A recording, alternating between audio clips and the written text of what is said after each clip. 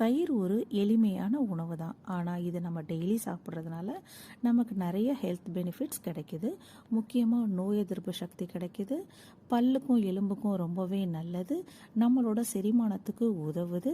Weight loss பண்ண நினைக்கிறவங்க தினமும் தயிரை சேர்த்துக்கலாம்.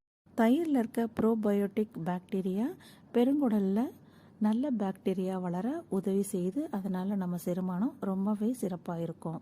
கடையில் நிறையா தயிர் கிடைக்கிது, நிறையா ப்ராடக்டில் தயிர் கிடைக்கிது. எல்லா தயிருமே நல்லா இருக்குன்னு சொல்ல முடியாது. மோஸ்ட்லி ப்ரிசர்வேட்டிவ்ஸ் இருக்கும். ப்ரோபயோட்டிக் பாக்டீரியா டீஆக்டிவேட் பண்ணி தான் வச்சுருப்பாங்க. ஆக்டிவாக இருந்ததுன்னா தயிர் சீக்கிரமே புளிச்சிரும், அவங்களால விற்பனை பண்ண முடியாது. ஸோ தயிர் எப்போவுமே வீட்டில் உர ஊற்றி சாப்பிட்றது ரொம்பவே நல்லது. உர ஊற்றுறதுக்கு சில நேரம் நம்மக்கிட்ட தயிர் கிடைக்காது.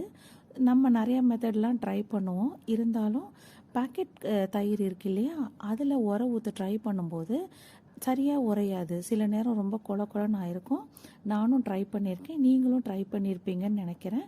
பாக்கெட் தயிர் உர ஊற்றும் போது அந்த சரியாக உரையாமல் கீழே தான் ஊற்றுற மாதிரி இருக்கும். பால் சரியாக உரையாது, வாசனை இருக்காது, பேட் ஸ்மெல் வந்திருக்கும். இது நான் நிறைய தடவை எக்ஸ்பீரியன்ஸ் பண்ணியிருக்கேன். ஃபைனலி பேக்கெட் தயிர்லேருந்து எப்படி நம்ம உர ஊற்றலான்னு கண்டுபிடிச்சிட்டேன். என்னென்னா, நம்ம அந்த பேக்கெட் தயிரை ஒரு 3 to 4 hours வரைக்கும் வெளியில் வச்சுருந்தோன்னா, ஃப்ரிட்ஜில் வைக்காமல் வெளியில் வச்சுருந்தோன்னா அதில் இருக்க ப்ரோபயோட்டிக் பாக்டீரியா நல்லா ஆக்டிவேட் ஆகிடுது. அதுக்கப்புறம் நம்ம உர ஊற்றினோன்னா நல்ல கெட்டியான நல்ல வாசனையான தயிர் நமக்கு கிடைக்கிது. இது நம்ம வீட்டில் இருந்து உர ஊற்றுறோம் இல்லையா, அதே மாதிரி தயிர் நல்லாவே கிடைக்கிது. நீங்களும் இதை ட்ரை பண்ணி பாருங்கள். ஸ்கின் அண்ட் ஹேர் கேருக்கும் தயிர் நல்லாவே யூஸ்ஃபுல்லாக இருக்கும்.